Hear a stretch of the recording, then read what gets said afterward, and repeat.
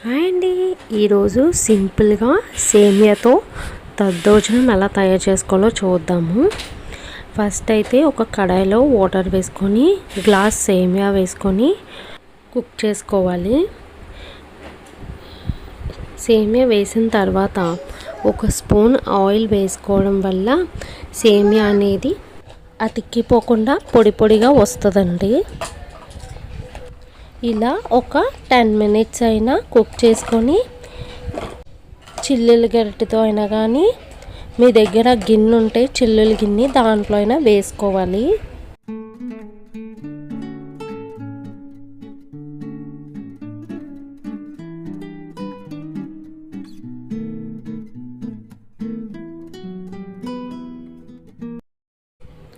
మొత్తం సేమియాని ఇలా బౌల్లో వేసుకున్న తర్వాత ఒక 2 మినిట్స్ చల్లారిన తర్వాత 1.5 కప్ పెరుగు తీసుకొని కొద్ది కొద్దిగా వేసుకుంటూ మిక్స్ చేసుకోవాలి.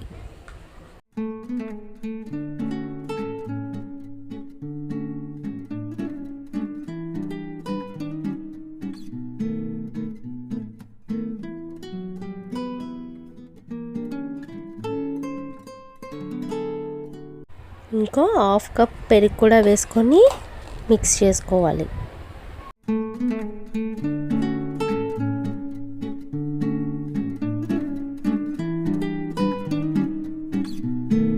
ఆయిల్ వేయడం వల్ల చూసారు కదండి, సేమియా అనేది పొడి పొడిగా వస్తుంది.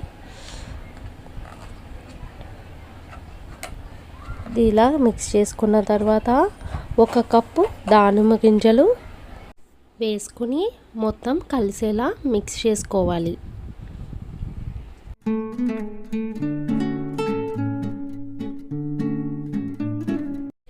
తర్వాత పోపుల గిన్నె తీసుకొని 1 టేబుల్ స్పూన్ ఆవాలు, 1/2 టేబుల్ స్పూన్ జీలకర్ర, 1/2 టేబుల్ స్పూన్ మినప్పప్పు, ఒక ఎండుమిర్చి,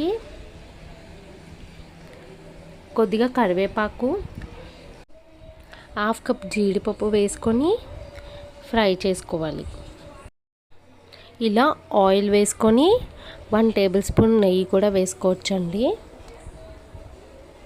ఇలా మొత్తం ఫ్రై అయిన తర్వాత ఇందాక మిక్స్ చేసి పెట్టుకున్న సేమియా దద్దోజనంలో వేసేయాలి. గుడిలో ప్రసాదాలు ఇవ్వడానికైనా ఇంట్లో దేవుడి దగ్గర పెట్టడానికైనా ఈ రెసిపీ అయితే చాలా సింపుల్గా ఉంటుంది. ఇలా పోపులన్నీ కలిసేలా మిక్స్ చేసుకొని ఒక బౌల్లో తీసుకొని సర్వ్ చేసుకుంటే ఎంతో టేస్టీగా ఉంటుందండి.